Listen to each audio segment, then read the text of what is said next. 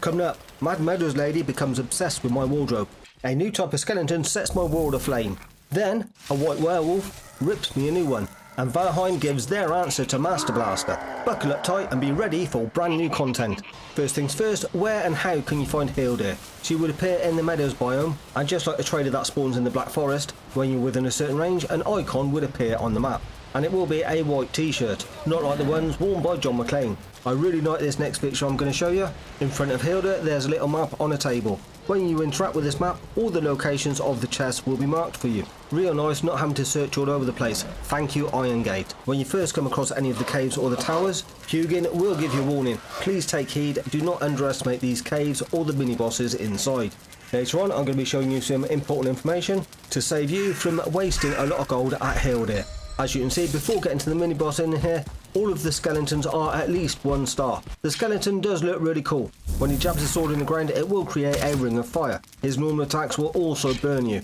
The skeleton will drop a brass chest along with a trophy. Please be aware, each chest does weigh 200, and just like metal, you can't take it through a portal. After handing in each chest, additional clothing choices will become available for purchase. Very nice to see the chest placed down, along with an animation of the camp being upgraded. You certainly won't miss the entrance to the wolf cave. It is a very vibrant blue, along with 2 little blue flame fire pits. I really like the look of these and I hope to be able to craft them in the future. Do you like them as well, or would you prefer a different colour? It looks like the wolf boss comes with quite a large pack, which will make it quite the challenge.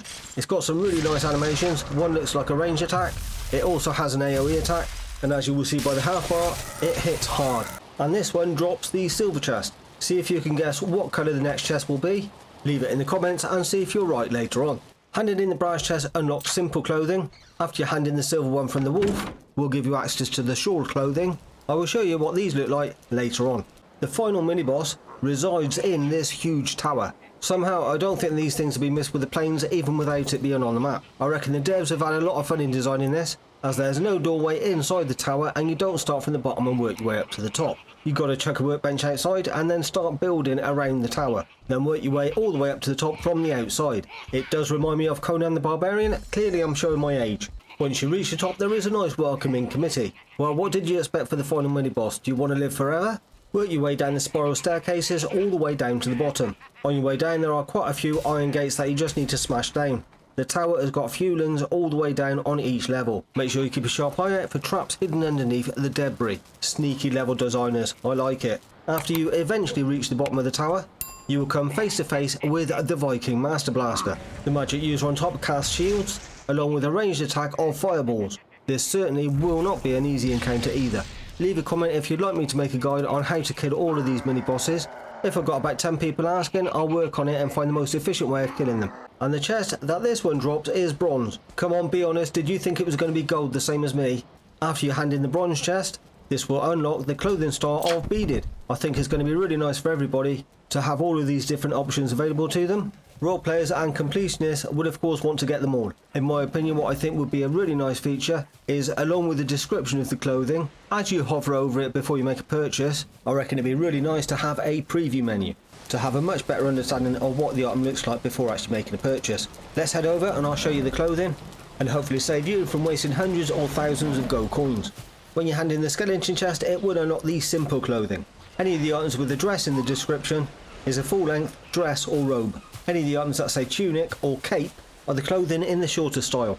Next up, after you hand in the wolf chest, it will unlock the sword clothing, which will add an additional layer of clothing around the shoulders with a clasp. For handing in the bronze chest, it will unlock the beaded version. This removes the over the shoulder look, but you might prefer the beads. After all, it's all about the accessorising, or so Got Wang says. Obviously I am a leading fashion expert and I'm surprised you haven't heard of me already. I'll show you the different hat styles as well, and then right after a couple more bonus items that you will get access to when this update goes live. First up, we've got the tied headscarf for all the pirates. Then quite similar is the twisted headscarf, same thing but without the tail. Then you got your plain fur cap, followed by the extravagant fur cap. Extravagant means they've added a piping bag, in case you've just done a bit of baking and you want to ice the cake. Perhaps you fancy a makeover for all of the different clothing. You'll be able to do this now at the Barber station we're going to get access to. And at this station, you don't even need to put it under a roof. So builders can't use workbenches outside, but you can go to a beauty salon outside. The mind doth boggle. You would also get a new type of fire pit.